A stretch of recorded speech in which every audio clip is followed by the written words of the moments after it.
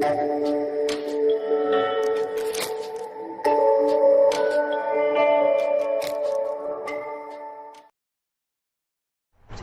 Morning बच्चों, आज हम इलेक्ट्रोस्टैटिक के 15 लेक्चर को स्टार्ट करते हैं बेटा।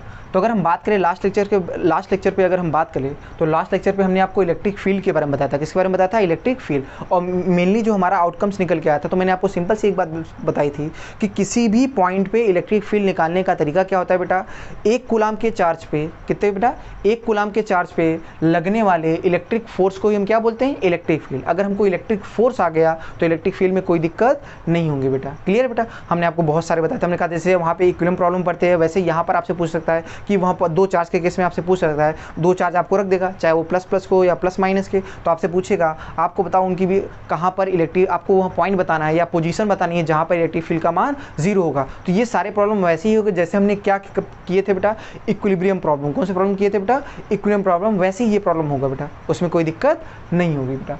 अब हम बात करते हैं, अगर हम उन क्वेश्चन की बात हो गई, अब हम आगे स्टार्ट करते हैं। तो अगर हम आगे बढ़ेंगे तो अब हम आगे थोड़े क्वेश्चंस में अगर बात करें तो याद करो ये वाला क्वेश्चन हमने पहले भी करा चुके हैं। अगर हम देखो कूलम्स लॉ में ये करा चुके हैं। और आपको बता दो इलेक्ट्रिक फील्ड के बारे में बेटा, जिनको कूलम्स लॉ आता है, जिनको कूलम्स लॉ अगर अच्छे से आता है बेटा, उनको इलेक्ट्रिक फील्ड में कोई दिक्कत नहीं। सिंपल सा बात है ये। तो अगर देखो तो इलेक्ट्रिक फोर्स ही तो है बेटा, बस कितने कूलाम के चार्ज पे लगने वाला है? एक कूलाम के चार्ज के। तो एक कूलाम के चार्ज पे लगने वाले इलेक्ट्रिक फोर्स को हम क्या बोलते हैं? Electric field. तो किसी भी पॉइंट पे इलेक्ट्रिक फील्ड निकालना होगा तो एक कूलाम का चार्ज रख देंगे, उस पर फोर्स निकालेंगे, और फोर्स निकालना हमने पिछले लेक्चर्स में सीख लिया बेटा अच्छे से। तो हमारे को इलेक्ट्रिक फील्ड निकालने में कोई दिक्कत नहीं है, और किसी को घबराने की एकदम जरूरत नहीं है बेटा। इलेक्ट्रिक फील्ड में ये बेसिकली वैसे ही चलेगा जैसे हमारा इलेक्ट्रिक फोर्स, बस केवल एक कूलाम के चार्ज पे निकालना होगा। क्या निकालना होगा? एक कूलाम के चार्ज पे फोर्स निकालना पड़ेगा।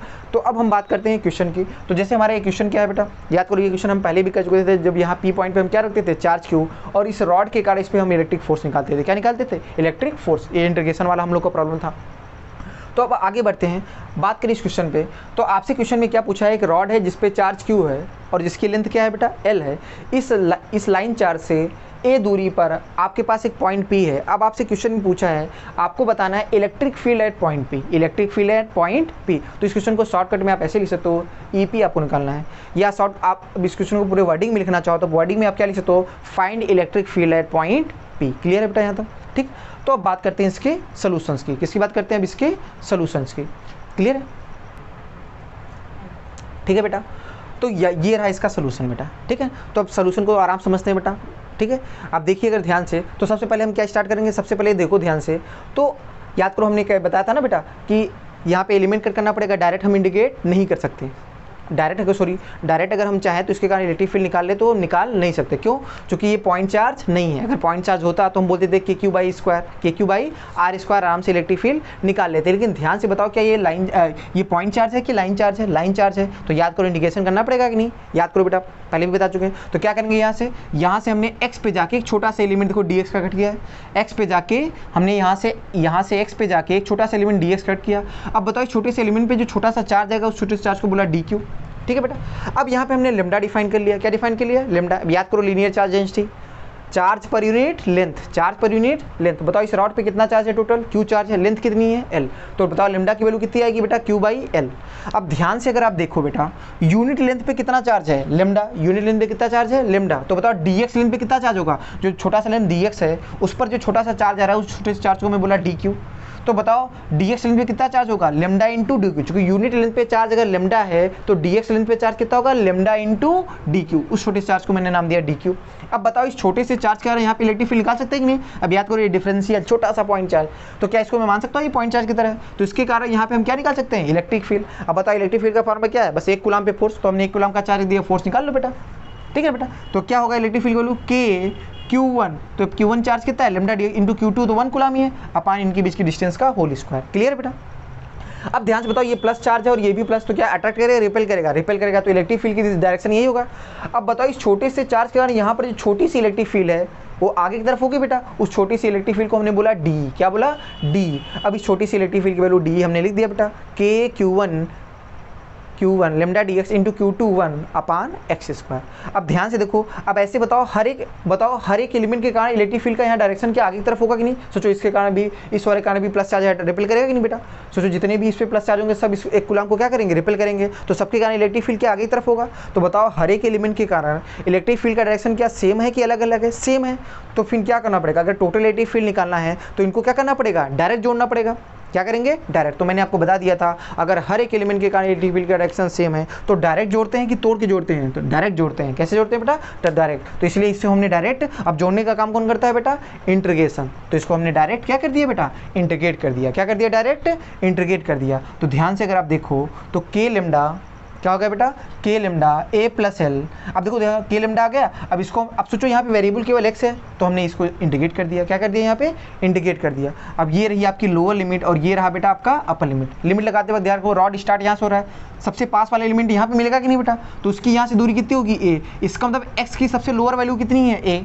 और सबसे रॉड का सबसे आखिरी एलिमेंट यहाँ पे मिलेगा जो उस पर फोर्स लगाएगा, जिसके कारण पॉइंट पी पे इलेक्ट्रिक फील्ड वो यहाँ पे मिलेगा। बताओ इसकी यहाँ से दूरी कितनी हो जाएगी बेटा, कहोगे सर ये ए है और ये एल, तो यहाँ से दूरी कितनी हो जाएगी, ए प्लस एल। तो एक्स की सबसे लोअर वैल्यू होगी ए और सबसे अपर वैल्यू होगी ए प्लस एल। तो सब वही हमने लिमिट में रखा है, लोअर वैल्यू ए और अपर वैल्यू ए प्लस एल। अब याद करो मैंने 1/x स्क्वायर का इंटीग्रेशन बताया था -1/x। याद करो पावर में का इंक्रीमेंट अपान पावर से डिवीजन। इंटीग्रेशन वाले अगर लेक्चर पे फोकस करो तो मैंने आपको बताया था 1/x स्क्वायर का इंटीग्रेशन होता है -1/x, और इसको ध्यान रखना है बेटा। तो आपका आया -1/x ए से लेकर ए प्लस एल। अब यहाँ पर लिमिट उठा के रख देते हैं। क्या करते हैं बेटा, लिमिट उठा के रख देते हैं। सबसे पहले हम क्या रखेंगे बेटा, अपर लिमिट। तो -1/a plus L, minus lower limit रखोगे तो माइनस और माइनस क्या प्लस हो जाएगा, 1/a। अब इसके बाद हमने क्या कर लिया, यहाँ पे एलसीएम ले लिया और लेमडा की वैल्यू जो बेटा Q/L थी ना, उस Q/L को भी हमने उठा के यहाँ पे रख दिया। तो ध्यान से बताओ जब एलसीएम लोगे ए और ए प्लस एल तो यहाँ पे क्या आएगा, यहाँ से ए प्लस एल गया तो यहाँ ए बचेगा केवल माइनस से, प्लस ए से यहाँ ए डिवाइड कर दोगे तो क्या बचेगा, ए प्लस एल। तो यहाँ पे रख दिया, ए से ए कैंसिल, तो आपका आएगा KQL। अब देखो वहाँ पे देखो के ई की वैल्यू क्या आ गई बेटा, KQL upon A L into A plus L. तो वहाँ से देखिए एल से एल कैंसिल हो गया बेटा, तो वैल्यू आ गई KQ अपान ए इंटू ए प्लस एल, KQ अपान ए इंटू ए प्लस एल। तो ये होता है बेटा, क्लियर, ठीक है बच्चों। ये तो सबको समझ में आ गया बेटा। तो आगे हम आगे बढ़ते हैं बेटा, ठीक है। तो इसको रफ कर लेते हैं बेटा। तो आराम से सब लोग, ठीक है, स्क्रीन पॉज करके आप सोल्यूशन नोट कर लीजिए बेटा, और मैं चीज़ समझ लीजिए पहले, फिर आराम से स्क्रीन पॉज करके नोट कर लीजिए, ठीक है, उसमें कोई दिक्कत नहीं है, क्लियर है। आगे बढ़ते हैं बेटा हम लोग, ठीक है। तो कभी कभार आपसे ऐसे भी क्वेश्चन आ सकते हैं बेटा। देखिए बेटा कैसे क्वेश्चन, आपसे क्वेश्चन क्या पूछ सकता है, आपसे कह देगा कि मान लीजिए ये चार्ज मान लीजिए है, ठीक है ना, यहाँ बोल देगा 2 कूलम का चार्ज है, ठीक है बेटा। मान लो कि इस पॉइंट का कोऑर्डिनेट बोल दिया आपका 1,3,4, ठीक है ना, ये पॉइंट है, ठीक है। ऐसे ही बोल देगा कि एक जगह आपका और एक चार्ज है बेटा, ऐसे लो, तो ये मैं बोल दूँ 0,3,4 पॉइंट है, और एक बोल देगा मान लो आपका 1,2,2 ये पॉइंट पे बोल देगा यहाँ पे -3 कूलम का आपका चार्ज है, ठीक है, क्लियर। और कह देगा एक ओरिजिन पे चार्ज है, कहाँ पे है बेटा, ओरिजिन पे बोल देगा यहाँ पे ओरिजिन पे आपका चार्ज है 0,0, यहाँ पे मान लो आपको बोल दिया यहाँ पे भी 1 कूलम का चार्ज है, या सिंपल सा कुछ नहीं, आपसे बोल दिया कि आपके पास ये 2 पॉइंट्स हैं। क्वेश्चन देखिए बेटा, पहले क्वेश्चन में क्या है, आपके पास 2 पॉइंट है, एक पॉइंट है ए 0,3,4 2 कूलम का चार्ज है, दूसरा पॉइंट है बी 1,2,2 जहाँ पे -3 कूलम का चार्ज है। अब आपसे क्वेश्चन में पूछ रहा है कि ओरिजिन पर इन दोनों चार्ज के कारण इलेक्ट्रिक फील्ड निकालना। क्या ये वाली चार्ज भी यहाँ इलेक्ट्रिक फील्ड प्रोड्यूस करेगा कि नहीं बेटा, ये वाला चार्ज भी यहाँ पे इलेक्ट्रिक फील्ड प्रोड्यूस करेगा। तो आपसे क्वेश्चन में पूछा है कि ओरिजिन पर आपको बताना है इलेक्ट्रिक फील्ड, आपको क्या बताना है ओरिजिन पे, आपको ओरिजिन पे बताना है electric field due to charge at point A and B. क्या बताना है, charge at point A and B. तो आपसे क्या क्वेश्चन पूछा है, क्वेश्चन में आपसे पूछा गया है सिंपल सा बेटा, find electric field, e dot f मतलब electric field at point O due to the charges, due to the rest charges, ठीक है बेटा, रेस्ट या ड्यू टू द चार्जेस।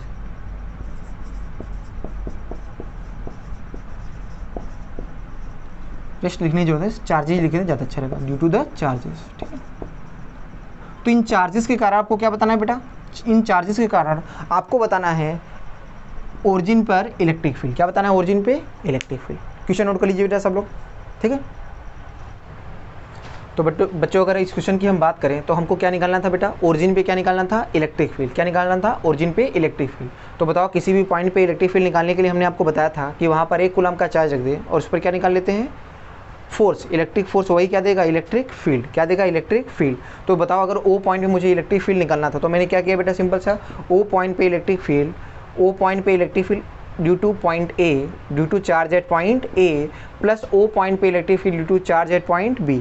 तो ओ पॉइंट पे अगर इलेक्ट्रिक फील्ड लिखना है तो ए के कारण इलेक्ट्रिक फील्ड लिख लो, प्लस किसके कारण बेटा, बी के कारण इलेक्ट्रिक फील्ड, इन सबका वेक्टर सम। याद है वेक्टर वाला जो तरीका, उस तरीके से हम लोग करेंगे। जैसे आपने वेक्टर वाले में किया था ना बेटा, आपने फोर्स निकाला था ना किसी भी पॉइंट पे, तो यहाँ पे बताओ ओ पर जो इलेक्ट्रिक फील्ड ए के कारण भी आएगी और बी के कारण, तो ओ पर जो नेट इलेक्ट्रिक फील्ड होगी वो होगा electric field at O due to A plus electric field at O due to B. क्या वेक्टरली जोड़ेंगे बेटा इसको, याद है बेटा, क्योंकि 3D वाले क्वेश्चन है, मैंने बताया था 3D वाले में कैसे वेक्टर के तरीके से सॉल्व करेंगे। तो अब ध्यान से बताओ, ओ पॉइंट पे इलेक्ट्रिक फील्ड ड्यू टू ए क्या होगा बेटा, के Q1 कितना है, 2 कूलम इंटू Q21। अब बताओ क्या होगा, पहले कौन आ रहा है, ओ का पोजीशन वेक्टर क्या होगा, ये तो 0 ही है, माइनस ए का पोजीशन वेक्टर, तो इसका क्या होगा 3i cap 3j cap plus k cap, 0i cap plus 3j cap plus 3k cap, तो 3j cap plus 3k cap आएगा। तो दिस माइनस दिस करोगे तो minus 3j cap minus 3k cap आएगा। अपान इसका मैग्नीट्यूड क्या होगा, अंडर रूट में 3 का स्क्वायर प्लस 4 का स्क्वायर, तो क्या 25 है, तो 25 का स्क्वायर क्या आएगा 5, तो इसका मैग्नीट्यूड 5 है। तो याद करो के Q1 into Q2 vector R बटे वेक्टर आर के मैग्नीट्यूड का हल याद है बेटा। अब इसके मैग्नीट्यूड का क्यूब करो तो इसका मैग्नीट्यूड 5 है, 5 का क्यूब कितना आएगा 125, कितना आ जाएगा 125, जो कि अगली लाइन में लिखी है।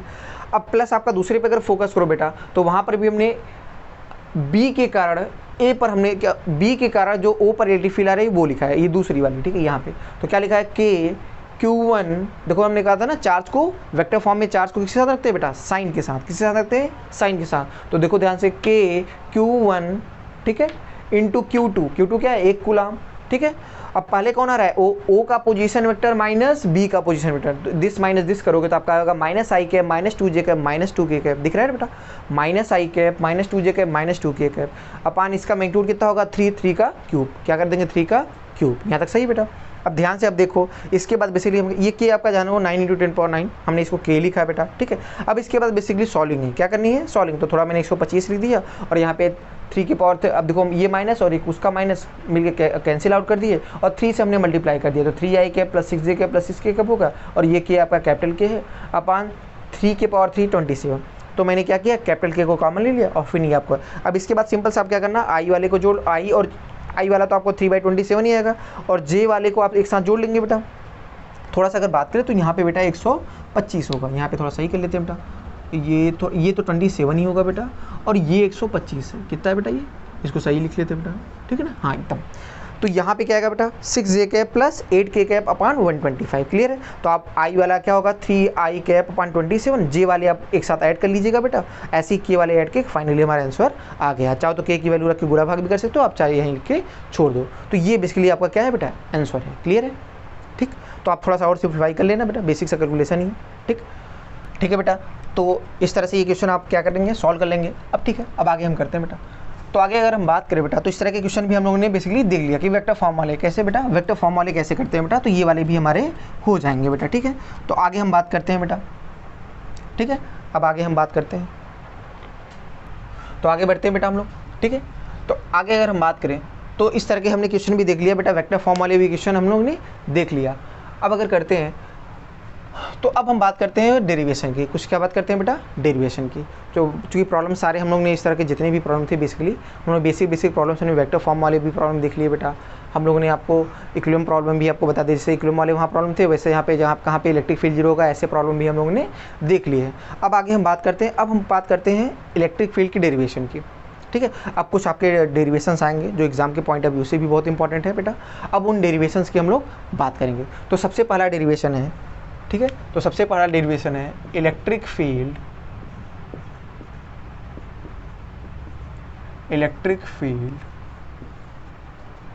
Due to a finite line charge, ठीक है, electric field due to a finite line charge, ठीक है। अब इस डेरिवेशन को हम समझते हैं बेटा, electric field due to a finite line charge, clear है। तो अगर इस डेरिवेशन पे हम फोकस करें तो इसमें क्या होगा बेटा, इसमें हमारा, ठीक है। तो अगर हम बात करें बेटा तो तो electric field due to finite line charge, electric field due to finite line charge. तो हमारे पास क्या है बेटा, एक लाइन चार्ज है, ठीक है, जिसपे चार्ज क्या है, लैम्डा कूलम पर मीटर है, लैम्डा कूलम पर मीटर है। इस चार्ज से परपेंडिकुलर डिस्टेंस दी, कितनी दूरी पे बेटा, ये आपका कितनी दूरी है बेटा, डी आपका ये परपेंडिकुलर डिस्टेंस है, ठीक है, परपेंडिकुलर डिस्टेंस डी पर, ठीक है, एक पॉइंट पी है, इस चार्ज से डी दूरी पर एक पॉइंट पी है, जहाँ पर इसके एंड्स हैं, वो कितना एंगल बना रहे हैं बेटा, θ1 और θ2, कितना एंगल बना रहे हैं बेटा, θ1 और θ2। हमारा टारगेट क्या है, हमें इस लाइन चार्ज के कारण, बताओ इसकी लेंथ इनफाइनाइट है कि फाइनाइट है, फाइनाइट लेंथ है बेटा, ठीक। इस फाइनाइट लाइन चार्ज के कारण हमको इस पॉइंट पी पे क्या निकालना है बेटा, इस पॉइंट पी पे हमको निकालना है इलेक्ट्रिक फील्ड, क्या निकालना है बेटा, इलेक्ट्रिक फील्ड। तो देखते बेटा हम कैसे, तो बताओ इलेक्ट्रिक फील्ड निकालने के लिए क्या करूँ, बताओ ये पॉइंट चार्ज है कि लाइन चार्ज है, लाइन चार्ज है, तो डायरेक्ट हम कर नहीं सकते, तो फिर क्या करना पड़ेगा, एलिमेंट कट करना पड़ेगा, क्या करना पड़ेगा, एलिमेंट। तो उस पोर्शन को हम यहाँ पे आराम से प्रॉपर्ली कर रहे हैं। तो क्या करेंगे बेटा, सिंपल सिंपल सा, तो बेसिकली करने के लिए हम क्या करेंगे, यहाँ पे ये हमारा लाइन चार्ज है, ठीक है बेटा, तो चाहो पॉज, ठीक है, ये हमारा लाइन चार्ज है, ठीक है बच्चों। तो हमारे को क्या निकालना था, पॉइंट पी पे इस लाइन चार्ज के कारण इलेक्ट्रिक फील्ड। तो करने का तरीका क्या होगा, क्योंकि ये पॉइंट चार्ज तो है नहीं बेटा कि डायरेक्ट हम इलेक्ट्रिक फील्ड इसके कारण पॉइंट पी पे लिख देंगे, तो क्या करना पड़ेगा हमको, बेसिकली इंटीग्रेट करना पड़ेगा, क्या करना पड़ेगा, इंटीग्रेट। तो हमने क्या किया बेटा, यहाँ परपेंडिकुलर से y पे जाके एक छोटा सा एलिमेंट dy का कट किया, y पे जाके एक छोटा सा एलिमेंट इस लाइन चार्ज पे परपेंडिकुलर से y पे जाके हमने छोटा सा एक dy का एलिमेंट कट किया, जो कि आपको दिख रहा है। अब बताइए जो छोटा सा एलिमेंट हमारा dy का आ रहा है, इस पे जो छोटा सा चार्ज होगा वो कितना होगा बेटा, तो देखो यूनिट लेंथ पे चार्ज कितना है, लैम्डा है, तो dy लेंथ पे चार्ज कितना हो जाएगा बेटा, लैम्डा इंटू dy, कितना हो जाएगा, लैम्डा इंटू dy। तो ये छोटा सा चार्ज इस पे आया बेटा। अब बताओ ये जो छोटा सा चार्ज है, इसके कारण इस पॉइंट पी पे हमारा टारगेट क्या, पॉइंट पी पे इलेक्ट्रिक फील्ड ही तो निकालना है, तो इस छोटे से चार्ज के कारण इस पॉइंट पी पे इलेक्ट्रिक फील्ड निकालते हैं। तो ध्यान से बताओ, अगर इस dy पर फोकस करिए, जो छोटा सा एलिमेंट है ये y के लॉन्ग, सोचो अगर इसको थीटा के टर्म में बात करें तो क्या इसको ऐसे बोल सकते हैं, थीटा पे जाके डी थीटा, थीटा पे जाके बेटा डी थीटा, कैसे हो गया बेटा, थीटा पे जाके डी थीटा। अब ध्यान से अगर आप देखो, इस छोटे से लाइन चार्ज के कारण, इस छोटे से dy एलिमेंट के कारण इस पॉइंट पी पे इलेक्ट्रिक फील्ड क्या होगा बेटा, ध्यान बताओ, एक कूलम का चार्ज रख के क्या फोर्स निकालेंगे, क्या करेंगे बेटा, यहाँ पे एक कूलम का चार्ज रख के क्या निकालेंगे, फोर्स। तो ध्यान से बताओ, ये प्लस वाला इस प्लस को क्या करेगा, रिपेल करेगा, तो ये इलेक्ट्रिक फील्ड इधर है बेटा, ये इलेक्ट्रिक फील्ड का डायरेक्शन इधर है। अब ध्यान बताओ, इस इलेक्ट्रिक फील्ड की वैल्यू कैसे होगी, अगर इस इलेक्ट्रिक, तो इसके लिए क्या ये डिस्टेंस निकालना पड़ेगा। तो बताओ इस डिस्टेंस को हमने r माना, तो r कैसे निकालोगे बेटा, सोचो d हमको पता है, ये d क्या है, परपेंडिकुलर डिस्टेंस। तो बताओ अगर cos थीटा लोगे तो बेस अपॉन हाइपोटेन्यूज क्या d बाई r होगा, cos थीटा की वैल्यू क्या होगी, d बाई r, तो r बराबर क्या होगा बेटा, d अपॉन cos थीटा, इसी को क्या d सेक थीटा बोलेंगे। तो r की वैल्यू आ गई बेटा d सेक थीटा, क्या आ गई, d सेक थीटा। अब इस छोटे से एलिमेंट के कारण इस पॉइंट पर p पर छोटी सी जो इलेक्ट्रिक फील्ड d आ रही है उसको हम लिखते हैं बेटा। तो क्या लिखोगे इलेक्ट्रिक फील्ड की वैल्यू, k q1 क्या है बेटा, लेमडा dx, लेमडा dy क्या है बेटा, लेमडा dy। तो k lambda dy q1 into q2 क्या है, एक तो 1 ही रहेगा, उससे कोई दिक्कत फर्क तो है नहीं, अपान इनके बीच के डिस्टेंस का स्क्वायर, मतलब r स्क्वायर, और r की वैल्यू क्या है बेटा, d सेक थीटा। तो आपका हो जाएगा d square sec square theta, d square sec square theta. अब अगर हम आगे बात करें तो ध्यान से बताओ, यहाँ पे हर एक एलिमेंट के कारण इस पॉइंट पी पर इलेक्ट्रिक फील्ड का डायरेक्शन किधर है बेटा, क्या एक ही डायरेक्शन में है कि अलग अलग डायरेक्शन में। सोचो इस वाले के कारण इधर होगा, सोचो ये एलिमेंट होगा तो ऐसे होगा, इधर वाला ऐसे होगा, ऊपर वाले का तो ऐसे होगा। तो हर एक एलिमेंट के कारण पॉइंट पी पे इलेक्ट्रिक फील्ड का डायरेक्शन सेम है कि अलग अलग है, अलग अलग है। तो हम डायरेक्ट जोड़ेंगे कि तोड़ के जोड़ेंगे, तोड़ के जोड़ेंगे। तो क्या तोड़ेंगे बेटा, कंपोनेंट। तो हम इसके कंपोनेंट तोड़ लेते हैं। तो बताओ डी का इधर वाला कंपोनेंट क्या होगा बेटा, डी कॉस थीटा, क्या होगा बेटा, डी कॉस थीटा, और इधर वाला कंपोनेंट क्या होगा बेटा, डी साइन थीटा। तो कायदे से हमारे पास दो कंपोनेंट है, डी कॉस थीटा और डी साइन थीटा। अब ध्यान से, अब क्या डी की जरूरत पड़ेगी, नहीं, अब तो ये हट गया, कैसे कंपोनेंट आ गया ना बेटा। अब सोचो ये सारे कंपोनेंट अगर हम ऐड कर देंगे तो इलेक्ट्रिक फील्ड का वो कंपोनेंट आएगा जो परपेंडिकुलर है लाइन चार्ज के, और इन सबको ऐड कर देंगे, ऐसे जितनी भी इलेक्ट्रिक फील्ड है सबको ऐड कर देंगे, तो इलेक्ट्रिक फील्ड का वो कंपोनेंट आएगा जो अलोंग द लाइन चार्ज होगा, या जो parallel to the line charge. तो बताओ इन सबको जोड़ते हैं, ठीक है। तो चलो फटाफट करते हैं बेटा। तो अगर हम बात करें इसके बाद, तो हम इलेक्ट्रिक फील्ड का कौन सा निकालते हैं बेटा, अगर हमने कहा अगर इलेक्ट्रिक फील्ड का परपेंडिकुलर कंपोनेंट निकालना है, कौन सा निकालना है, इलेक्ट्रिक फील्ड का परपेंडिकुलर कंपोनेंट निकालना है, तो क्या इन सबको जोड़ देना चाहिए। तो क्या होगा बेटा, डी ई कॉस थीटा, इसके लॉन्ग, ठीक है, परपेंडिकुलर डायरेक्शन में जितने भी कंपोनेंट हैं सबको जोड़ देना चाहिए, और जोड़ने का काम कौन करता है, इंटीग्रेशन, इसीलिए हमने क्या कर दिया बेटा, इंटीग्रेट। अब ध्यान से बताओ, डी की वैल्यू उठा के रखो। अब अगर यहाँ पे फोकस करें बेटा तो इस तरह से ये कर लेंगे। अगर यहाँ पे फोकस करें बेटा तो यहाँ पे देखो हमारे पास थीटा भी वेरिएबल है और वाई भी वेरिएबल, थीटा और वाई दोनों हमारे क्या है, वेरिएबल है, ठीक है। थीटा और वाई दोनों क्या है बेटा, वेरिएबल है। तो अगर यहाँ पे अगर हम फोकस करें तो हमको क्या करना पड़ेगा, इस पूरे इंटीग्रेशन, इस पूरे, क्योंकि हमको दो वेरिएबल का इंटीग्रेशन आता नहीं,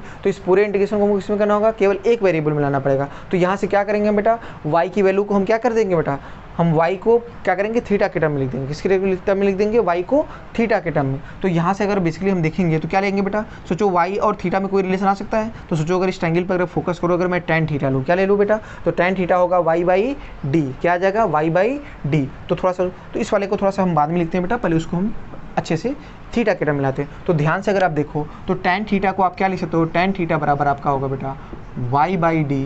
तो y की वैल्यू यहाँ से क्या आएगी बेटा, y की वैल्यू आ जाएगी d tan थीटा। और हमारा टारगेट क्या है कि पूरा इंटीग्रेशन किस में करना है बेटा, थीटा में। अच्छा थीटा में क्यों करना है बेटा, क्योंकि हमको थीटा की लिमिट पता है कि कहाँ से कहाँ, ऊपर कितना है, परपेंडिकुलर से कितना ऊपर जाएगा, कितना नीचे जाएगा, ये हमको पता है। बाकी ये कितना ऊपर लेंथ में है ये पता नहीं, इसलिए वाई के टर्म में नहीं, पूरा इंटीग्रेशन किसके टर्म में रखना चाहिए, थीटा के टर्म में। तो ध्यान से बताओ, हमको डी वाई चाहिए बेटा, तो क्या डी वाई बराबर क्या होगा बेटा, डिफरेंशिएट। तो बताओ डी तो कांस्टेंट बाहर चला गया, तो tan का डिफरेंशिएशन याद है सबको, क्या होता है बेटा, सेक स्क्वायर थीटा, और साथ साथ थीटा को इंडिकेट करो, क्या डी थीटा भी आएगा कि नहीं बेटा। तो ध्यान से देखो, यहाँ से डी वाई की वैल्यू उठा के रख देते हैं। तो डी वाई की वैल्यू जब उठा के रखेंगे तो डी की जो वैल्यू आएगी वो कितना आएगा बेटा, तो आपका आएगा बेटा के लेमडा, और डी वाई की वैल्यू क्या है बेटा, D sec square theta D theta upon क्या होगा बेटा, D square sec square theta. तो ध्यान से देखिए बेटा, सेक स्क्वायर से सेक स्क्वायर कैंसिल, और एक डी से ये भी डी कैंसिल। अब ये डी मत कैंसिल, ये डी थीटा वाला है बेटा, ध्यान रखना बेटा, ये ऐसा नहीं कि ये डी से ये डी कैंसिल कर देना। तो यहाँ से जो डी की वैल्यू आ गई वो कितना आ गया बेटा, वो आपका आएगा बेटा के लेमडा बाई डी, और आपका क्या आ गया डी थीटा, के lambda by D into D theta. तो ये बताओ डी की वैल्यू आ गई सिंपल से, ये देखो पूरा थीटा में है। अब पुरानी वही बात, अब बताओ ऐसे जो डी कॉस्ट जितने भी है सबको जोड़ लेंगे तो क्या होगा, इलेक्ट्रिक फील्ड का कौन सा कंपोनेंट आएगा, परपेंडिकुलर कंपोनेंट। कौन सा कंपोनेंट, परपेंडिकुलर कंपोनेंट। किसके परपेंडिकुलर, लाइन चार्ज के। तो ध्यान से आप देखो, अगर मुझे ई परपेंडिकुलर निकालना है, क्या निकालना है बेटा, ई परपेंडिकुलर निकालना है। तो ध्यान से अगर देखिए, तो ई परपेंडिकुलर बराबर क्या होगा बेटा, इंटीग्रेशन में क्या डी ई कॉस थीटा, इन सबको जोड़ लोगे तो क्या आएगा। अब यहाँ से बताओ ई परपेंडिकुलर निकालते हैं बेटा, तो यहाँ पे हम करते हैं इसका क्या बेटा, ठीक है, आप देखते रहिए बेटा। तो ई परपेंडिकुलर वैल्यू कैसे लिखेंगे बेटा, ई परपेंडिकुलर बराबर, बताओ डी की वैल्यू क्या है बेटा, ध्यान से देखो, के लेमडा बाई डी, ठीक है, कॉस थीटा और वो डी थीटा। तो आपको दिख रहा है यहाँ पे थीटा ही वेरिएबल है, बाकी ये सब के लेमडा बाई डी कांस्टेंट है कि नहीं। तो थीटा की लिमिट कहाँ से कहाँ रखेंगे, ध्यान से देखिए, हम थीटा कहाँ से ले रहे हैं, परपेंडिकुलर से। बताओ परपेंडिकुलर से कितना ऊपर जा सकते हैं, देखो यहाँ से कितना ऊपर जा सकते हैं, थीटा 1। तो इधर आपको प्लस मिलेंगे, तो नीचे जाओगे तो माइनस मिलोगे कि नहीं बेटा। तो ध्यान से बताओ, लाइन चार्ज स्टार्ट कहाँ से है, नीचे यहाँ से है।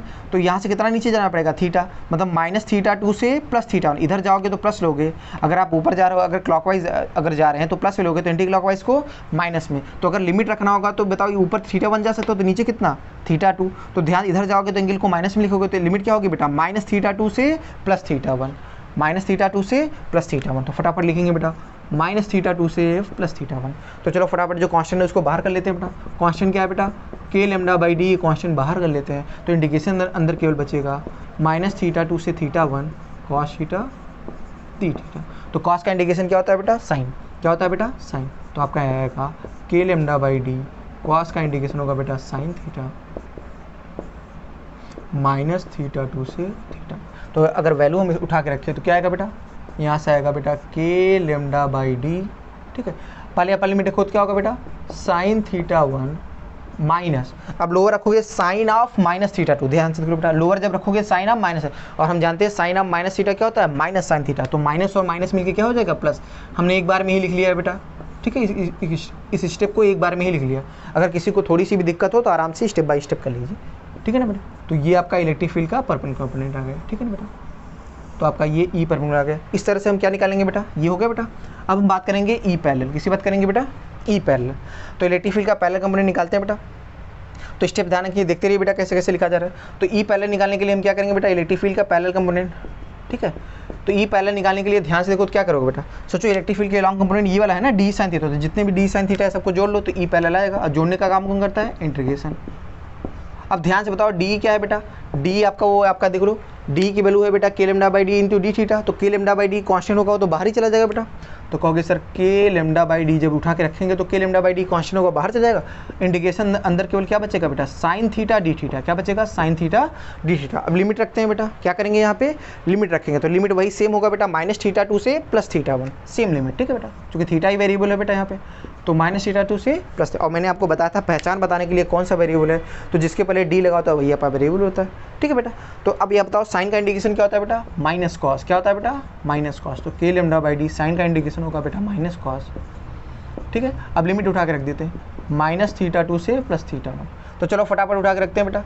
तो जब उठा के आप रखोगे सबसे पहले क्या रखेंगे बेटा अपर लिमिट, क्या रखेंगे अपर लिमिट रखोगे तो माइनस कॉस थीटा 1, ठीक है, माइनस लोअर जब रखोगे तो माइनस और माइनस क्या प्लस हो जाएगा, और कॉस ऑफ माइनस थीटा क्या होता है बेटा कॉस थीटा होता है, क्या होता है कॉस ऑफ माइनस थीटा क्या होता है कॉस थीटा। तो यहाँ से ई पैरेलल की वैल्यू जो आई बेटा वो आ गई आपकी बेटा K lambda by D cos theta 2 minus cos theta 1, तो ये आपका ई पैरेलल की वैल्यू आ गई बेटा के लेमडा बाई डी, ये आपका लेमडा है बेटा K lambda by D cos theta 2 minus cos theta 1। तो ये रहा आपका बेटा electric field due to finite line charge का डेरिवेशन बेटा, देख लीजिए प्रॉपर्ली इसको, ठीक है। तो बच्चों अगर यहाँ पे फोकस करें हम तो डेरिवेशन आपने देख लिया बेटा, ठीक है। डेरिवेशन में एक इंपॉर्टेंट बात ध्यान रखना बेटा, ये जो हमने जो परपेंडिकुलर डी लिखा है ये परपेंडिकुलर मिड से नहीं है बेटा, ध्यान रखना, इस लाइन चार्ज की मिड से नहीं लिया गया है। ये आप देखो अगर ये डी तो ऊपर ज़्यादा है नीचे कम है, ये ध्यान रखना। तो आप डेरिवेशन में भी वहाँ पे ध्यान रखना ऊपर ज़्यादा रहना चाहिए नीचे कम, ऐसा नहीं कि आप मिड पॉइंट से ले ले, ये परपेंडिकुलर आप कहाँ से ले ले मिड से मत कर दीजिएगा बेटा, ये जानबूझ के मैंने आपको दिखाया, आपको इसलिए ऐसा दिखाया कि मैं चाहता हूँ थीटा 1 ज़्यादा, देखो थीटा 1 ज़्यादा दिख रहा है थीटा 2, तो आपको वैसे ही बनाना है, आप ये मत समझिए कि ये मिड से है बेटा, ये मिड से नहीं है। तो ये जो फार्मूला आपको बताया तो मैंने एक आराम से इसको अलग से आपको ये फार्मूला बता दिया है बेटा, देखो अलग से दिखा दिया कि फार्मूला देखो क्या क्या है, पूरे डेरिवेशन का जो आउटकम्स है उसको साफ साफ एक जगह हमने दिखा दिया है कि अगर कोई भी लाइन चार्ज है, कोई भी लाइन चार्ज है उसके कारण डी दूरी पर, कितनी दूरी परपेंडिकुलर डी पर अगर कोई पॉइंट पी है, कोई पॉइंट पी है, तो वहाँ पर जो इलेक्ट्रिक फील्ड के एक कंपोनेंट नहीं होते हैं कि दो कंपोनेंट होते हैं। पहला होता है ई परपेंडिकुलर, क्या होता है बेटा पहला ई परपेंडिकुलर, इसकी वैल्यू क्या होती है बेटा K lambda by D sine theta 1 plus sine theta 2, और दूसरा क्या होता है बेटा ई पैरेलल, क्या होता है ई पैरेलल, इसकी वैल्यू क्या होती है बेटा K lambda by D cos theta 2 minus cos theta 1, ठीक है। तो ध्यान रखना बेटा कि फाइनाइट लाइन चार्ज के कारण इलेक्ट्रिक फील्ड के एक कंपोनेंट होते हैं कि दो कंपोनेंट होते हैं बेटा, एक होता है परपेंडिकुलर कंपोनेंट, परपेंडिकुलर ई परपेंडिकुलर मतलब किसके परपेंडिकुलर बेटा लाइन चार्ज के, बेटा यहाँ पे हॉरिजॉन्टल वर्टिकल नाम मैंने नहीं रखा, क्योंकि अगर मैं हॉरिजॉन्टल या वर्टिकल अगर कंपोनेंट नाम रखता तो अगर ये लाइन चार्ज जो आपको ऐसे वर्टिकली आपको रखा गया, अगर ये ऐसे होता तो सोचो ये जो ये कंपोनेंट होता है जो कि वर्टिकल है वो उसका कहला जाता है हॉरिजॉन्टल, और जो हॉरिजॉन्टल होता है वो हो जाता है वर्टिकल। तो यहाँ पे थोड़ी दिक्कत हो जाती है बेटा, समझने में थोड़ी सी दिक्कत हो जाती है, इसलिए हमने हॉरिजॉन्टल वर्टिकल नाम नहीं रखा, हमने रखा ई परपेंडिकुलर और ई पैरेलल। ई परपेंडिकुलर मतलब component of the electric field which is perpendicular to the line charge, which is perpendicular to the line charge. और ई पैरेलल क्या है बेटा, E parallel is the component of electric field which is parallel to the line charge, which is parallel to the line charge. बात clear है बेटा। तो यहाँ से ध्यान रखना बेटा ये लाइन चार्ज के कारण इलेक्ट्रिक फील्ड के दो कोण, तो ये फार्मूला आपको याद होना चाहिए बेटा, ये फार्मूला बहुत काम का है बेटा, बोर्ड के पॉइंट ऑफ व्यू से भी काफ़ी इंपॉर्टेंट है। तो ये फार्मूला आपको ये पूरा प्रॉपर पूरा डेरिवेशन भी ध्यान होना चाहिए बेटा, एक बार डेरिवेशन को एक बार देखिएगा ना समझा तो दोबारा भी इसको आप देखिए एकदम क्लियर हो जाएगा, सिंपल सा है। जिनको इंटीग्रेशन का बेसिक आइडिया क्लियर उनको एकदम सब समझ जाएगा बेटा। अब ये फार्मूला याद होने के साथ साथ हमेशा ध्यान रखना बेटा ई परपेंडिकुलर का डायरेक्शन कभी भी निकालना होगा तो ध्यान रखो एक कूलम का चार्ज रखो, ये लाइन चार्ज यहाँ प्लस भी हो सकता है माइनस भी हो सकता है, तो उसके कारण देखो ये अट्रैक्ट करेगा रिपेल, अगर अट्रैक्ट करे तो ई परपेंडिकुलर इधर होगा, रिपेल करेगा तो ई परपेंडिकुलर इधर होगा। और ई पैरेलल का डायरेक्शन देखने का तरीका होगा, देखो किधर ज़्यादा चार्ज है, सोचो ये इधर ज़्यादा है ना बेटा, तो ये अगर एक कूलम रखूंगा तो ये इधर रिपेल करेगा ना, तो इसका पैरेलल वाला किधर आएगा, इधर आएगा, तो आपका ये वाला इधर हिस्सा होगा बेटा। सोचो अगर ये माइनस होता तो क्या करता बेटा, ये इधर लगाता तो ई पैरेलल ऊपर होता। तो आप बेसिक दिमाग से आप समझ सकते हो ई परपेंडिकुलर डायरेक्शन किधर होगा और ई पैरेलल का। अब इस फार्मूले को याद होने के साथ साथ बेटा 4 पॉइंट भी जरूरी है, ये 4 पॉइंट्स भी आपको जरूरी है बेटा, ठीक है बेटा। ये फार्मूला केवल याद करना ही जरूरी नहीं, इसके साथ साथ ये चारों पॉइंट्स का भी यूज़ जरूरी है। तो ये चारों पॉइंट्स भी आप जानते रहो, इस फार्मूला को लगाते हो ये चारों पॉइंट्स की बहुत ज़्यादा। तो इस फार्मूले में 4 इंपॉर्टेंट पॉइंट क्या है बेटा, पहला पॉइंट क्या है बेटा, जो डी है क्या है बेटा, डी क्या होगा, परपेंडिकुलर डिस्टेंस, डी आपका क्या होगा बेटा यहाँ पे परपेंडिकुलर डिस्टेंस। थीटा 1 और थीटा 2 कहाँ से लिए जाएंगे बेटा, थीटा 1 और थीटा 2 देखो हम परपेंडिकुलर से ले रहे हैं, कहाँ से ले रहे हैं बेटा, डेरिवेशन पे अगर फोकस करो तो हमने कहाँ से लिया था, परपेंडिकुलर से।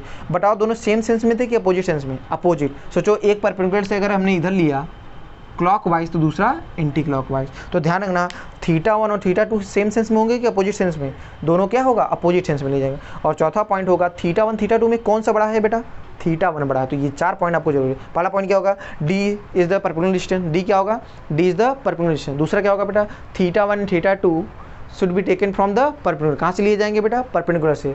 और तीसरा पॉइंट होगा θ1 and θ2 are taken in opposition, दोनों को क्या लेंगे अपोजिशंस में। और चौथा अगर जो पॉइंट होगा, चौथा पॉइंट क्या है बेटा, θ1 should be the larger angle, तो θ1 आपका क्या होगा बेटा, लार्जर एंगल होगा। तो ये 4 पॉइंट्स है इस फॉर्मूले से रिलेटेड जो आपको ध्यान रखना होगा। क्लियर है बेटा, ठीक है बच्चों। तो आज की क्लास हम लोग यहीं तक, तो हमने basically electric field due to finite line charge तक आज तक स्टडी की बेटा। आगे की लेक्चर बेटा हम कल कंटिन्यू करेंगे बेटा, ठीक है। तो आज की क्लास बेटा यहीं पर ओवर होती है।